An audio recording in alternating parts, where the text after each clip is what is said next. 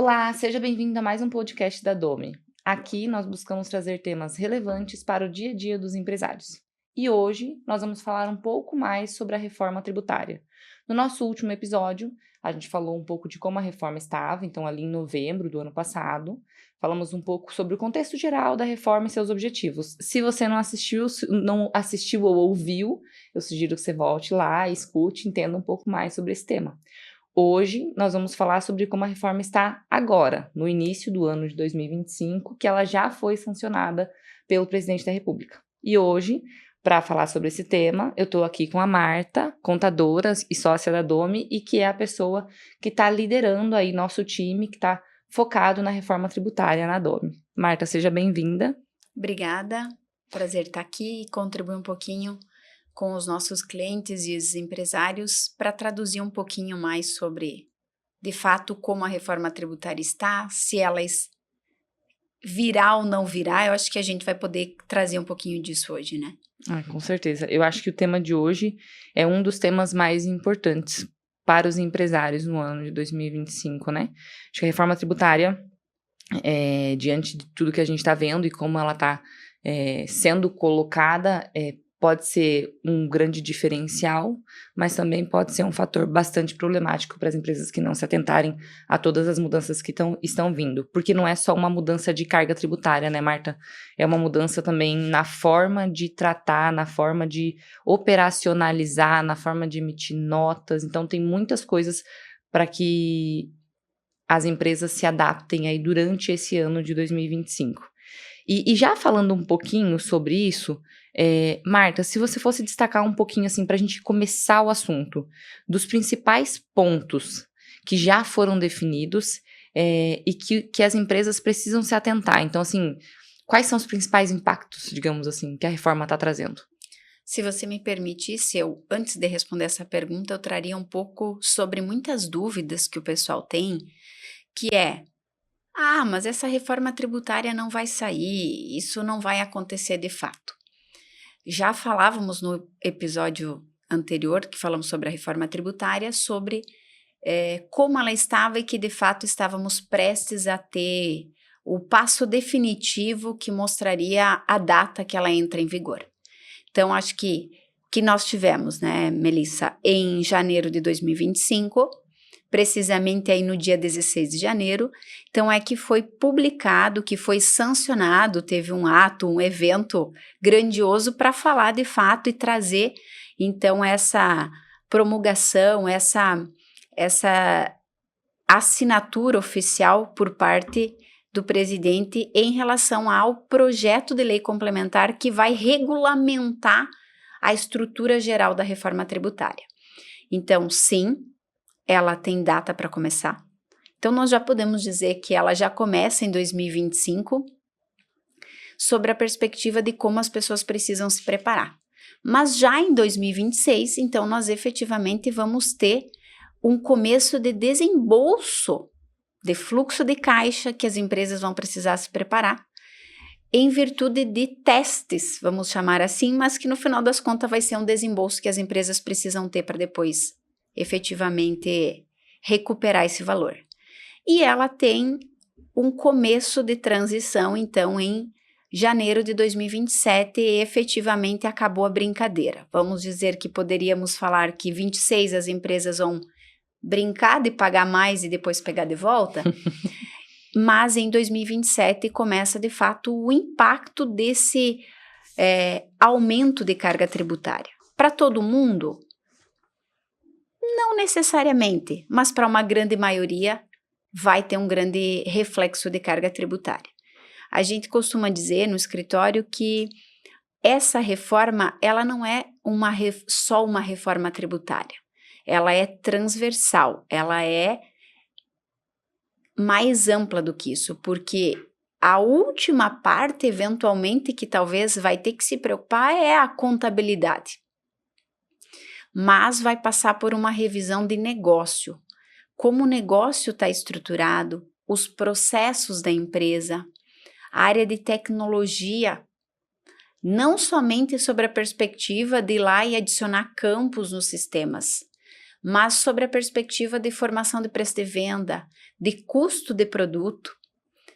A cada ano nós vamos ter uma mudança, então quer dizer que o preço vai passar por revisões de forma anual. Além disso, a própria questão de pessoas, que é um desafio para uma grande maioria do público, né? Então, de nós também termos as pessoas engajadas, comprometidas e ao mesmo tempo conhecedoras do que precisa ser adaptado. E não é sobre a perspectiva de carga tributária, mas é sobre todo o impacto que isso vai dar. Então, ela é uma reforma muito mais ampla do que exclusivamente um aumento ou uma alteração de carga tributária. Então, neste sentido, aí puxando a fala em relação a respondendo a tua pergunta sobre os principais impactos, é negócio. O principal impacto da reforma tributária é no negócio da empresa. Então, acho que o nosso maior desafio com esse podcast de hoje é sensibilizar os empresários de médio e pequeno porte de como esse assunto é relevante e não dá para esperar 2026, 2027.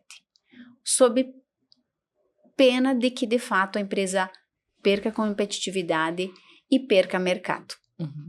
Eu acho que um ponto importante nisso que você está falando é, quando você fala negócio, é modelo, né, Marta? A execução vai continuar mesmo. A reforma não vai ter uma influência lá na operação, mas ela vai ter uma influência em como comprar, o preço de compra, o como vender. E isso que você fala do pequeno e médio é um fator importante que, assim, normalmente o pequeno e médio compra de quem? Do grande. E o grande está organizado. O grande está preparado, está estruturado, está entendendo o que está acontecendo no negócio. Esse efeito cascata, o pequeno e médio empresário, a pequena e média empresa, ela não pode esperar lá só na hora da compra. Precisa organizar antes, entender, por que preço eu vou comprar agora? O que eu tenho que mudar? Porque a gente sabe que, no fim das contas, o mercado vai acabar ditando algumas regras, né? Como sempre. Mas estar preparado e entender essas mudanças, entender esses fatores, é essencial para que as empresas continuem perpetuando e continuem tendo lucros e continuem sendo rentáveis, né? Sustentáveis, para os empresários continuarem com os seus negócios. E nesse sentido, Melissa, acho que uma coisa importante é, as grandes estão preparadas. Mas as pequenas e médias, elas prestam serviço, elas eventualmente também trabalham com as grandes. Então, se elas, sobre a perspectiva de para quem elas vendem, elas não se preocupar e esperar, elas vão ser impactadas lá na frente. Quando eventualmente o grande, que tem uma prestação de serviço de empresas de médio porte, que é uma realidade nas regiões, principalmente nessas regiões do interior, né? Nossa região aqui da agroindústria, as agroindústrias, elas têm demanda de empresas locais, de prestação de serviço, de manutenção. Então, há um grande público, um grande volume de fornecedores das empresas grandes, que são as médias e pequenas. E eles, grandes, vão começar a olhar sobre a ótica de qual é o preço que o fornecedor está me vendendo e que crédito eu vou ter sobre essa compra. Então, por exemplo, uma pessoa jurídica do Simples que presta serviço, talvez o fornecedor vai querer ditar qual vai ser a forma de apuração dele. E aí ele vai esperar o fornecedor vir e ditar e vai bater lá na porta do contador e dizer, e aí agora o que eu faço? Então, de fato, em última instância, a empresa de médio e pequeno porte, como todas as empresas, onde isso vai impactar? Eu quero manter a mesma margem que eu tenho hoje? Se eu quero, O que eu tenho que fazer? Eu tenho muita coisa para fazer. Porque o preço que eu vou praticar na venda, muito provavelmente, para que eu mantenha a margem que eu tenho hoje, vai ser diferente. Por quê? O meu custo vai mudar. Então, sobre a perspectiva da compra, o custo vai ter uma grande alteração. Tem muitas indústrias que vão ter redução de carga tributária. Mas também tem muitas indústrias que concentravam uma tributação, então quem comprava deles não se preocupava com imposto, com nenhum tributo, porque estava tudo concentrado nele. Só que agora essa história vai mudar. porque mudou muito a quantidade de empresas que concentrou a tributação lá na indústria. Então, agora, de repente, uma empresa que comprava determinados produtos passa a ter uma compra com tributo, e a venda dele vai ter que ter tributo. Porque a ideia é que, de fato, essa tributação vai sendo com valor adicionado e vai chegar lá no consumidor final. Então, nós temos um volume muito restrito de operações que a tributação continua na indústria, que é praticamente o segmento aí dos combustíveis, que a gente pode considerar de forma bem representativa. Todos os demais mudou a jogada. Então, o distribuidor que comprava o atacado e o varejo, ele vai começar a ter o que antes, eventualmente, ele não tinha, ele não via tributo na nota fiscal. Agora ele vai ter. Agora ele precisa repassar. Qual é a carga que eu repasso? Quanto eu acredito? Como que eu faço isso? Então, de fato, o custo vai mudar. A necessidade de gestão dos fornecedores vai mudar. Então, as grandes estão preparadas, estão trabalhando a gestão dos fornecedores. Nós temos alguns projetos e estamos envolvidos em alguns que, de fato, o setor de compras, mas também o setor de gestão dos fornecedores. A média e a pequena não vai ter, eventualmente, uma estrutura para dividir toda essa etapa, mas, de fato, precisa entender que a compra vai ter que ser olhada, vai ter que ter uma gestão dos fornecedores, porque as grandes estão reavaliando, eventualmente, até a manutenção de alguns fornecedores. Então, o meu cliente eventualmente está reavaliando já se ele vai me manter como média ou pequena empresa no core dele. E eu acho que quando eu penso nisso, assim, penso no dia a dia lá das empresas, tem alguns pontos, né? Você falou um pouquinho do fluxo de caixa, mas a gente também tem a questão das margens, que vai ter um impacto. Então, a gente já sabe, principalmente quando a gente pensa em pequenas, né? As médias têm um pouco mais de organização em relação a isso, mas nas pequenas, a gente já sabe da dificuldade, a gente vê pelos nossos clientes, né? A dificuldade de se ter uma noção da margem que se tem hoje.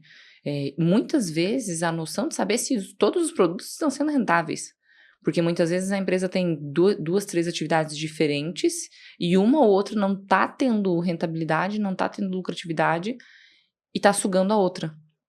Então, se a gente já tem esse cenário hoje, agora com toda a transição da reforma e depois com a reforma, vai ser uma loucura de reorganização, de readaptação, além das questões operacionais, né? Então, até se você puder trazer um pouquinho disso, assim, Marta, tá? Na parte, além da carga, porque a carga, a gente já sabe que a gente vai ficar aí com a maior carga tributária sobre o consumo do mundo. Mas, além disso, assim, operacionalmente, o contador vai adaptar tudo e o sistema vai adaptar automático? Não, eu preciso fazer alguma coisa interna. Então, quais são, assim, os pontos principais de digamos assim, de alavancagem já de cara para os empresários? Talvez separaríamos sobre essa perspectiva um pouco das empresas médias, aí que estão concentradas no lucro real e no lucro presumido, e as do simples a gente poderia falar num capítulo separado, porque elas também vão ter uma particularidade, né? Mas, de fato, há uma necessidade de definir um plano de ação, de ter um time, seja a partir de uma consultoria, seja a partir de ter pelo menos algumas pessoas de referência, a própria contabilidade, uma consultoria. Olhando para isso. Nós precisamos, de forma imediata, já ter um plano de ação que começa a olhar para o negócio. Primeira coisa, a reforma tributária está aí. Para o meu segmento, eu saio de quanto e eu vou para quanto? Cada segmento e cada negócio, cada tipo de atividade tem a sua particularidade. O que vai se aplicar para o segmento do agro vai ser diferente do que vai se aplicar para o segmento imobiliário, do que o que vai se aplicar para a revenda de cosméticos para as farmácias vai ser diferente do supermercado. Então, cada segmento tem o seu respectivo tratamento dentro da reforma tributária.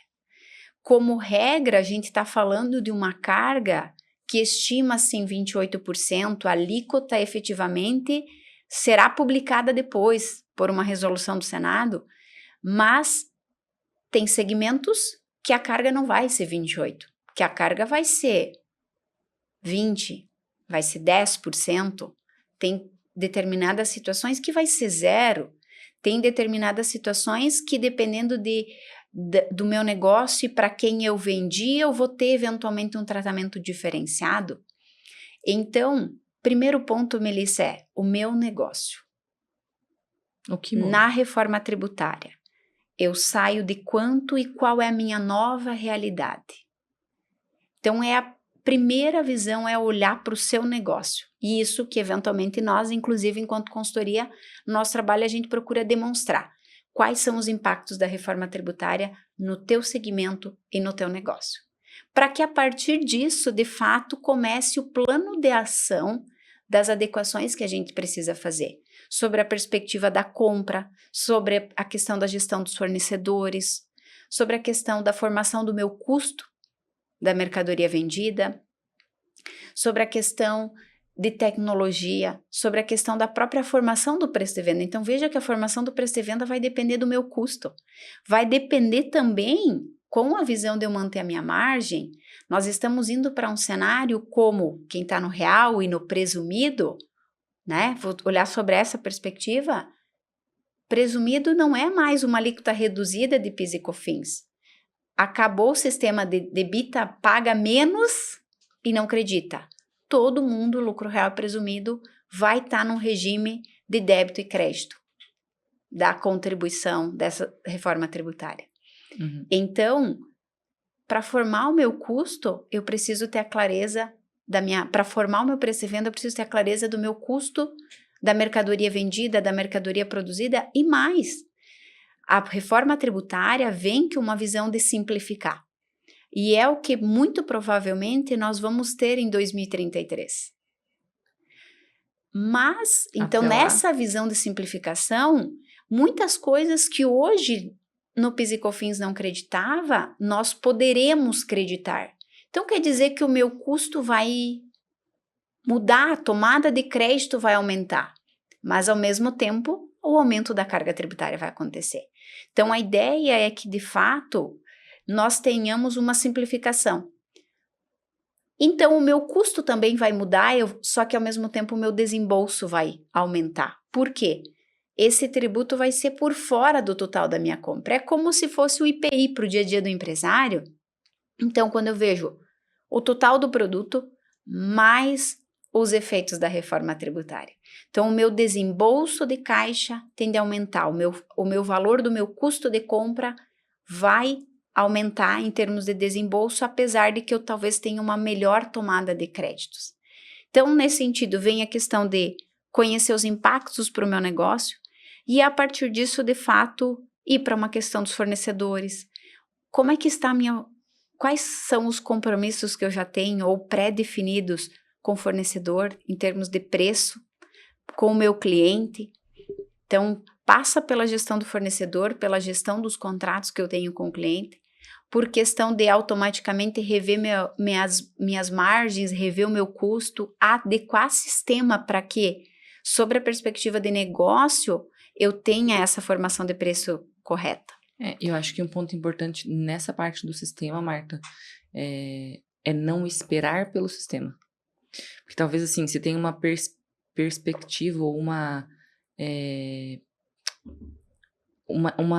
espera dos empresários de que os softwares venham e façam as adaptações necessárias, os contadores façam todas as adequações necessárias. Mas a gente precisa colocar na mesa de que as adequações necessárias para a gestão do negócio não é do software, não é do contador. Claro que o contador vai arrumar a parte tributária, ele vai colocar para tributar certo, mas fazer o planejamento com base no que vai ser mudado, isso faz parte do dia a dia do empresário. E isso não pode ser deixado de lado por conta da operação, por conta da correria do dia a dia. Porque pode ser fatal para a empresa, né? Pode ser fatal para o negócio por causa das mudanças. A reforma em si, sim, como você disse, tem setores que vão ter um aumento na carga, tem setores que vão ter uma redução na carga. Só que se essa redução ou se esse aumento eles não forem feitos do jeito certo, o teu preço final vai ser impactado e automaticamente lucratividade, rentabilidade, e aí a gente sabe que entra num bolo de neve que as empresas podem não sair, né? Exatamente, e acho que esse ponto em termos de sistema, de fato, quando nós estamos falando da pequena e média empresa, hoje, por exemplo, nós já temos a adequação das notas fiscais eletrônicas que já tem data para começar. Uhum. Em outubro, as empresas já precisarão estar no ambiente teste com a emissão do novo layout da nota fiscal eletrônica contemplando os campos. Que muda tudo? Que adiciona toda essa carga tributária do IBS e da CBS. E em 2026 começa a ter que declarar isso nas notas fiscais. Mas teoricamente, para pequena e média, que a realidade delas é normalmente que o RP é terceirizado, então não tem um desenvolvimento, uma equipe de tecnologia interna atuando na atualização, no desenvolvimento de software, o RP vai fazer. Mas é exatamente o que você falou, Melissa. O RP vai dar os campos. O RP vai deixar o sistema preparado para atender os critérios da nota, para atender as regras gerais que a reforma tributária está trazendo. Mas o RP não vai conseguir sozinho, sem as adequadas análises do teu negócio, trazer qual é o teu custo real. Isso vai passar por uma necessidade de você olhar efetivamente para o teu negócio.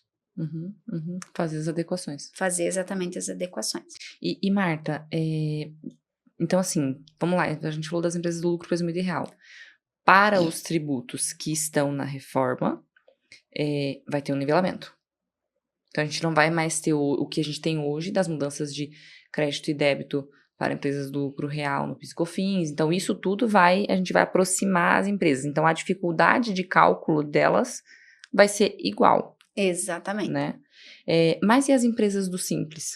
O que vai acontecer com elas? Sim. Até talvez antes de nós falar um pouquinho do Simples, só vamos fazer um comentário sobre relembrar para os empresários que tributo está na reforma, né? Uhum. Nós estamos falando de PIS/COFINS, de IPI, com resguardo aí em relação à operação de Zona Franca de Manaus, e a inclusão eventualmente do imposto seletivo em relação à questão do IPI, e ISS e ICMS.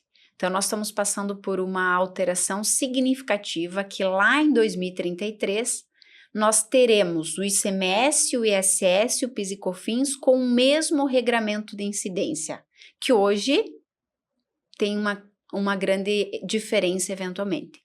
Então, nós estamos falando desses tributos. Nós não estamos falando do imposto de renda e da contribuição social que incide lá sobre o lucro. Então, quando a gente fala da carga de 28%, não está entrando, eventualmente, o 34% do imposto de renda e contribuição social, não está entrando, eventualmente, a alíquota reduzida ou presumida lá do presumido em relação a esses tributos, e também não está entrando as contribuições previdenciárias. Então, é importante que o empresário tenha uma clareza que a carga tributária tem esses tributos e mais o imposto de renda e a contribuição social e mais as contribuições que incidem sobre a folha. Uhum. E aí, de fato, então, o que nós acabamos tendo, que no PIS e COFINS havia uma distinção para imposto para o lucro real e lucro presumido, é o sistema de débito e crédito para todo mundo.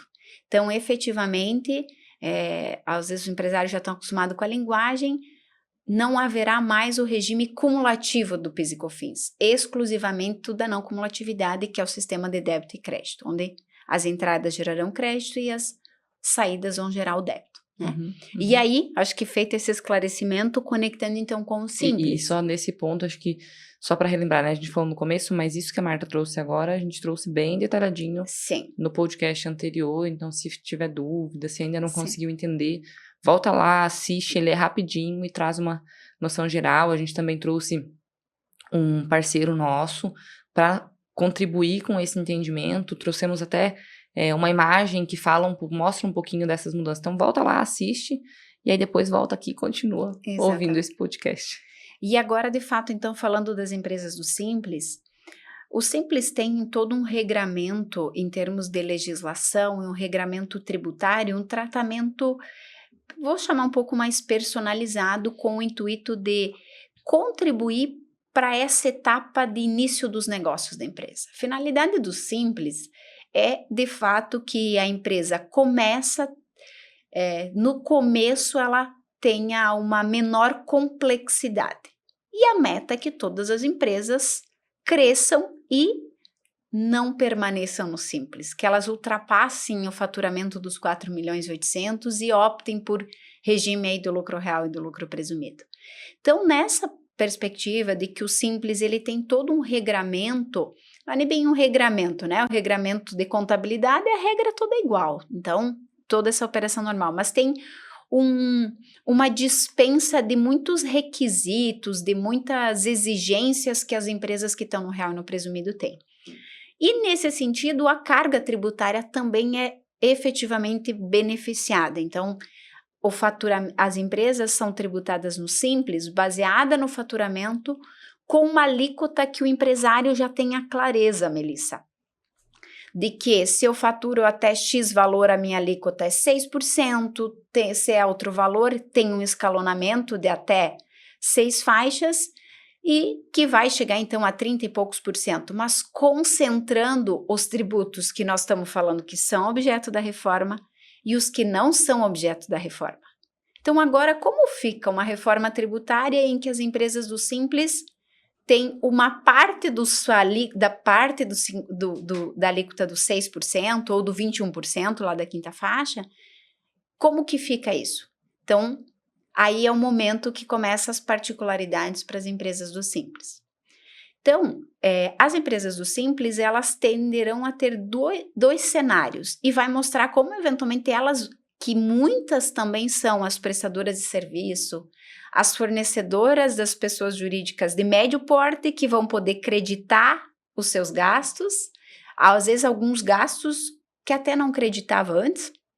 Um exemplo simples, como regra, um monitoramento de segurança, no geral, para fins de PIS e COFINS, como regra geral, não era gerador de crédito. Agora, na CBS, né, na reforma tributária, tanto para questão de IBS quanto de CBS, vai gerar crédito. Então, o fornecedor, ele vai olhar de modo diferente para todas as despesas e gastos que ele tem do negócio. E se eu for um fornecedor do Simples? Então, eu tenho a opção, enquanto Simples, de me manter do modo que está, com a redução com a minha carga de 6, 15, 21, enfim, de acordo com o escalonamento lá. E todos os tributos que estão na reforma, ficar lá dentro daquela minha alíquota que eu já conheço. Então, vamos dizer que esse seja o cenário natural. Só que o meu custo mudou. Porque eu estou comprando, às vezes, de pessoa jurídica que... Comprei de uma pessoa jurídica que pagou IBS e CBS. Eu não comprei de outra do Simples, eu comprei, mas eu comprei menor. Então, eu compro com uma carga tributária.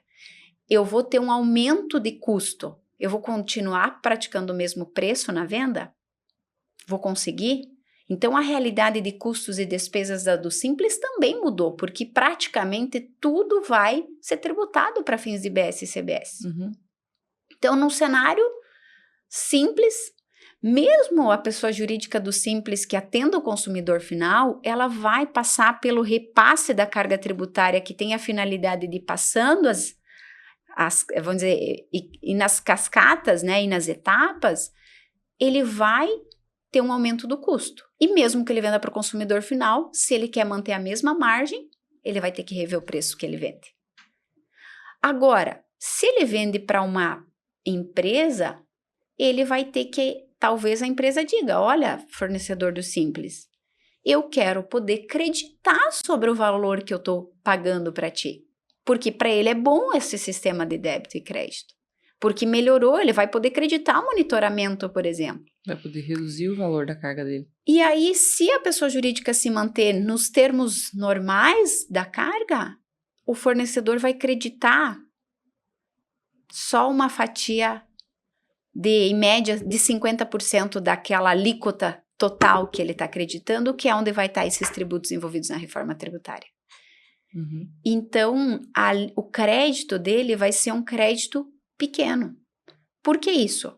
Porque com a reforma tributária, nós vamos passar exatamente pela distinção das operações do Simples. Vou usar um exemplo de transportadora. Se eu sou uma pessoa jurídica do lucro real e eu contratei uma transportadora do Simples, no PIS e COFINS eu creditava 9,25. Não importava se ele estava na alíquota de 6% do Simples e o PIS e COFINS representava, vou comparar com a da alíquota de 21%, que eu vou lembrar da carga. Então, se ele tributava 21%, só 3% era PIS e COFINS. Então, na verdade, eu tinha um benefício como adquirente porque acreditava uma diferença que ele não tributava. Mas agora, só vou poder me limitar àquele 3% que ele teria. Então, pode ser que o cliente, que é uma pessoa jurídica, ele vá dizer, eu quero poder tomar crédito integral sobre essa operação. E aí vai ser onde as empresas do Simples vão ter que avaliar, e que a legislação prevê isso, a possibilidade de ele aderir naquela fatia de tributos que está na reforma ao que eles chamam de regime regular, que é o sistema de débito e crédito. Então, ele vai ter 2 cenários.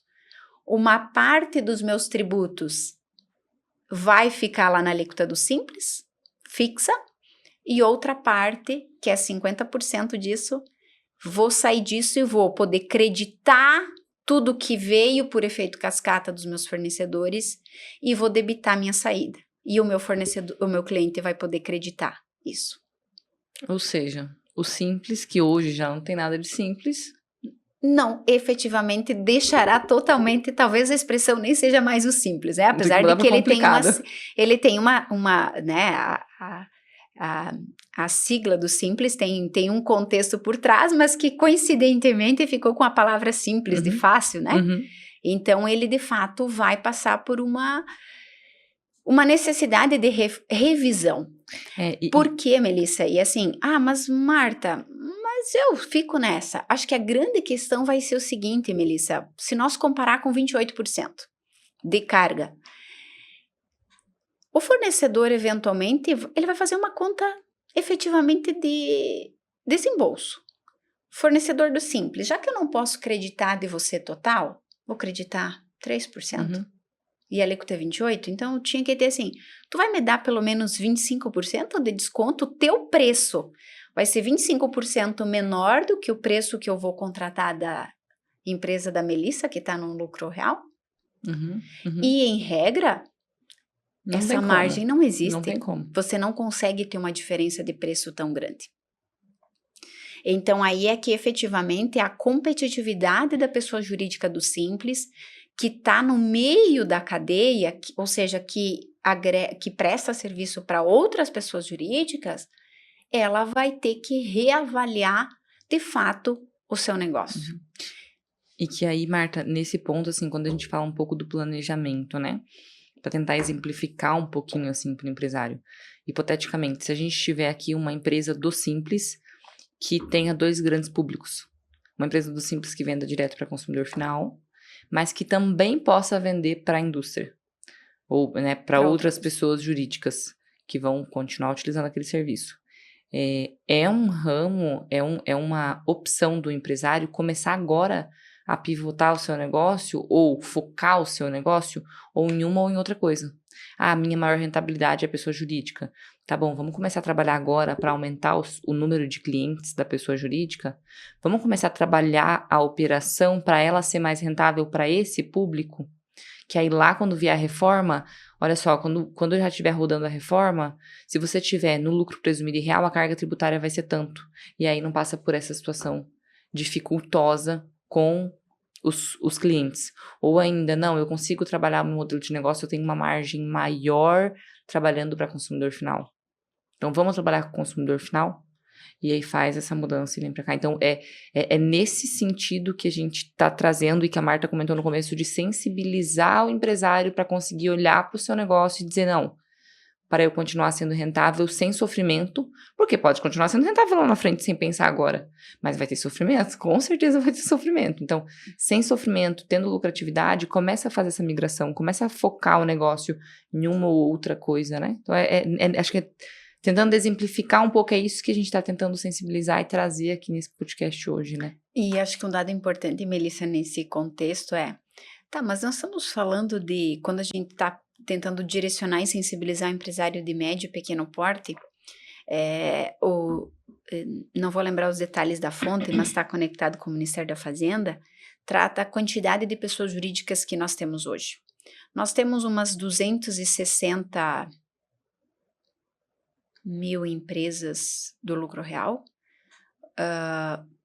em média 1,2 a 1,4 milhões de empresas do lucro presumido. Então, as do lucro presumido que estão no impacto de débito e crédito.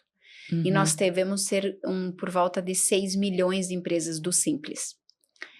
Pelos estudos de impacto, no mínimo 2 milhões das pessoas jurídicas do Simples serão impactadas com a reforma tributária sobre essa ótica da necessidade de avaliar, né, o seu B2B, B2C, então o impacto, porque esses 2 milhões de empresas são meio de cadeia, então elas são prestadoras de serviço ou fornecem para outras pessoas jurídicas. E aí, tá, mas eu estou focado no meu negócio, eu tenho tanta coisa para resolver, eu tenho funcionário que não vem, a gente sabe que a realidade do médio e do pequeno, que a gente... É correria. É a nossa realidade, é o dia a dia que tem que correr, tem que resolver a situação. Mas o ponto é você dedicar um tempo agora para compreender e estruturar um trabalho a partir de uma empresa que eventualmente que possa contribuir com isso, que é onde nós podemos nos encaixar, e depois o empresário ir tendo uma interação mais pontual, dividir, ele não vai estar todos os dias, todo o tempo. Precisa eventualmente, como um planejamento estratégico, dedicar um tempinho maior de 2 ou 3 dias no começo, compreender, entender, e depois distribuir tarefas diárias, semanais, e delegar isso, mas de fato iniciar o trabalho, porque tem coisas que mesmo que seja lá na frente, se deixar lá na frente, eu vou depender de conversar com o fornecedor, eu vou depender de conversar com o cliente, e o cliente ou o fornecedor vai priorizar e dizer, eu vou ligar e me diz, amanhã tu tem que me dar essa resposta, não vai funcionar. Então nós temos que tomar o cuidado como bons brasileiros de evitar de deixar para a última hora, né? Porque é para ser o menos doloroso possível. Impacto de fluxo de caixa vai ter, então isso é um fator importante. Como é que está o meu fluxo de caixa hoje? Eu vou ter uma necessidade de desembolso maior, justamente por o tributo ser por fora. Então, como que eu me programo para isso? Já em 2026, eu vou ter um impacto de carga na alíquota teste. A pessoa jurídica do Simples, não. Ok. Não. Mas 27 o jogo começa, ele já vai ter que ter decidido. E eu acho que, Marta, assim, até aproveitando esse ponto que você trouxe, quando a gente fala de suporte, né? Porque a gente tem suporte contábil, suporte jurídico também, que a gente sabe que a reforma vai trazer necessidades de revisão de contratos, de readequações, mas, assim, de forma bem breve, que tipo de suporte, como que a consultoria contábil vai ajudar o empresário nesse momento? Trazendo, assim, um pouquinho mais no detalhe, digamos assim, né, do que você já falou. Qual é a ideia do trabalho, né, Melissa?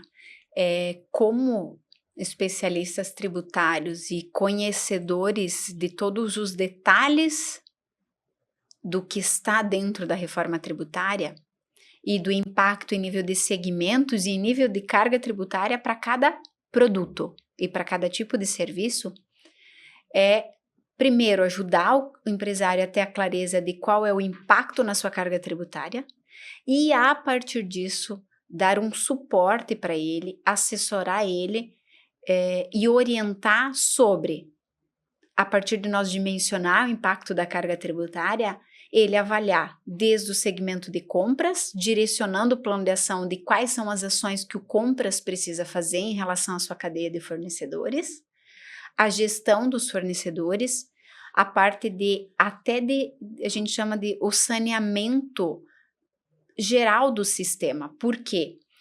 Nós temos alguns exemplos que parecem simples, mas agora a tributação vai ser no destino e não na origem. Então, hoje o ICMS eu me preocupava com a alíquota interestadual ou se eu tivesse algum detalhe, então se era estado com estado, agora a tributação é com base no destino. Então, eu preciso, de forma simples, para o CNPJ do meu cliente, eu tenho que ter correto qual é o código da cidade que ele está. Porque a correlação vai ser qual é a cidade de destino do meu cliente. Então, o próprio saneamento da base do cadastro de fornecedores, dos meus produtos. Os produtos, a NCM está correta, a alíquota do tributo vai ser de acordo com a NCM do produto. A alíquota, né? Referência com redução de cargas, enfim. E hoje, assim, os serviços, por exemplo, também, nós passamos, só para fechar o ponto, tínhamos a Lei Complementar 116 que trazia a visão geral dos serviços. Agora, nós temos uma nomenclatura padrão de serviços, com códigos equivalentes a um NCM, mas é um NCS, né? Uma nomenclatura de serviços. Eu preciso olhar qual é o KNAI, então, porque o KNAI, o tratamento de serviço, vai ter uma particularidade, tem um código de serviço específico e tem o KNAI para fazer a correlação também de cruzamentos, porque o sistema da Receita, o sistema geral vai estar preparado para que a hora que eu emitir essa nota fiscal, ele comece a cruzar e ele não vai aceitar a emissão, não vai homologar a emissão da nota. Então, eu posso ter operação já em 2026 comprometida, porque ele vai começar a cruzar os campos da visão macro. E esses pontos, Marta, hoje a gente já vê a dificuldade, sem uma reforma, né? Então, hoje, quando a gente trabalha com os clientes, eu acho que uma das coisas mais precárias, digamos assim, no sistema é a questão do cadastro de produtos. Então, a NCM de cada produto e aí, por consequência, a tributação. Então, a gente já vê muita coisa equivocada, muita coisa sendo tributada de forma errada porque a NCM está errada. E também a questão dos participantes, né? Dos fornecedores e dos clientes. Então, hoje, ter um cadastro redondinho, funcional, é essencial. E agora, pós-reforma, muito mais. E a gente sabe que, assim, cada ano que passa, a Receita Federal, órgãos governamentais se atualizam em relação à tecnologia. Melhoram os seus sistemas. Hoje, o sistema de cruzamento da Receita Federal é fenomenal. É case mundial. Porque cruza absolutamente tudo. Tudo e todos, né? Então, a gente tem aí um CNPJ que está de um lado do Brasil, outro CNPJ que está do outro, um emitiu nota para o outro, tem cruzamento ali. E isso são detalhes que as empresas acabam, às vezes, deixando de lado. Então, se hoje já é assim, agora com as mudanças da reforma, muito mais, porque agora o sistema está sendo projetado com a tecnologia de hoje. Não tem um puxadinho de uma coisa e um puxadinho de outra, né? Então, acho que esse é um dos pontos também essenciais, é essa reorganização, esse que entra com saneamento. Processo e saneamento de bases, né? E aí a gente falou de compras, falou de detalhes de sistema, de cadastros. Eu vou ter coisas interessantes, vai ter coisa que vai começar a tomar crédito, então posso olhar de uma forma diferente para isso, que antes não podia, mas por consequência não se preocupem, porque o fornecedor também, dessas despesas que para mim não importava, o preço vai aumentar, custo de compra vai aumentar. E por fim, né, também a própria questão de vendas e toda a minha operação comercial, né? E sem contar, sem deixar de falar, a questão logística também, que é outro pilar importante. Por isso que a gente fala que essa reforma é mais do que uma reforma tributária. Ela é uma reforma tributária, ela é uma reforma transversal. Ela conecta processos, pessoas, tecnologia e, principalmente, negócios e estratégia da empresa. E vamos ter que colocar uma pimentinha. Vamos lembrar, nós temos 2 regimes que vão andar em paralelo. Então, nós temos em 27 uma facilidade porque saiu o PIS e COFINS e veio um outro tributo. Então, quando eu falo do federal, teoricamente facilitou. Bom vai ser para a área tributária que só cuidava de PIS e COFINS e só cuidava e vai cuidar de CBS. Mas o ICMS e o ISS vai continuar. Então, a transição da reforma tributária para os tributos que são estaduais e municipais, ele vai ter um escalonamento. Então, em 27 eu começo um desembolso pequenininho de IBS e continuo pagando igual o CBS, eu continuo pagando igual o ICMS e o ISS. E depois começa a alterar.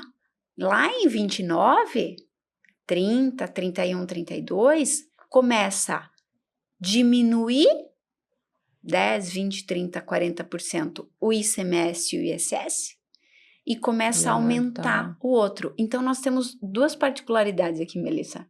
Tá, peraí. O ICMS tinha uma regra tributária de incidência. O IS tem outra regra. Então, eu vou ter dois regimes, duas regras tributárias rodando ao mesmo tempo. Então, isso vai trazer uma complexidade e aí o que nós falamos do custo e a formação do preço de venda. Eu tenho que conseguir colocar isso no meu preço. Eu tenho que conseguir colocar isso no meu preço sendo competitivo. Porque de nada adianta colocar no preço e não vender. Exatamente. Não adianta nada ter um monte de produto muito bom se eu não consigo dar vazão, porque eu não acompanho o mercado.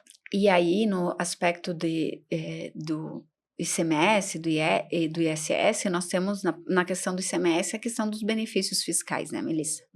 Então, os benefícios fiscais tem todo um regramento específico, tem todo um período de transição, mas os benefícios têm data contada até 2032. Já com reduções, com previsão de fundos. Então, quem faz uso aí dos benefícios fiscais de ICMS, também a gente tem um trabalho bem personalizado nesse sentido, porque aí, de fato, também tem uma possibilidade de eu buscar junto aí aos fundos, tentar otimizar um pouco dos recursos. Mas vai ter data limitada para o uso desses benefícios fiscais. Então, vê que de acordo... Por isso que esse nosso desafio você dar uma visão macro para o empresário, ele precisa ir entendendo cada ponte e como, sim, o CBE, um começo em 26 vai impactar, porque eu tenho que estar com o sistema preparado. Eu disponho de pessoa que, se eu delegar para a pessoa que está lá à frente da emissão de nota, da entrada de nota, ele está habilitado para conseguir conduzir isso, precisa de um suporte especializado, o meu contador vai me ajudar com isso. Então, do mais simples que passa por poder ter uma emissão de nota fiscal funcionando, a competitividade e a manutenção e a perenidade da empresa. Isso que está em pauta. E esse tema dos benefícios, eu acho que é um assunto bastante importante, que muitas empresas vão aproveitar nesse período de transição, e que eu acho que a gente pode até gravar outro podcast para falar dele. Sim, porque é um assunto longo. É um assunto longo e que, como hoje, por exemplo, a não cumulatividade do PIS e COFINS, as subvenções para imposto de renda, trazem diferenciais competitivos para quem faz e dificultam a vida de quem não faz de forma correta, assim como hoje isso acontece, também vai acontecer aqui no aproveitamento dos benefícios fiscais relacionados à reforma. E Marta, para a gente fechar, quer deixar uma mensagem? Depois de tudo isso, quer deixar uma mensagem? Olha, eu acho que eu só reiteraria, né, o ponto de que essa reforma tributária empresária, ela não é uma reforma exclusivamente tributária, não é só de tributos. Ela é da necessidade de você olhar para o seu negócio, de você olhar para a tua cadeia, da compra à venda.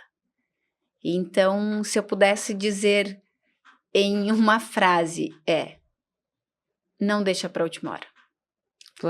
Planeje. Comece logo. E aí, eventualmente, a gente também está à disposição para assessorar do pequeno ao médio, ao grande, para contribuir nesse processo de transição. É muito subjetivo.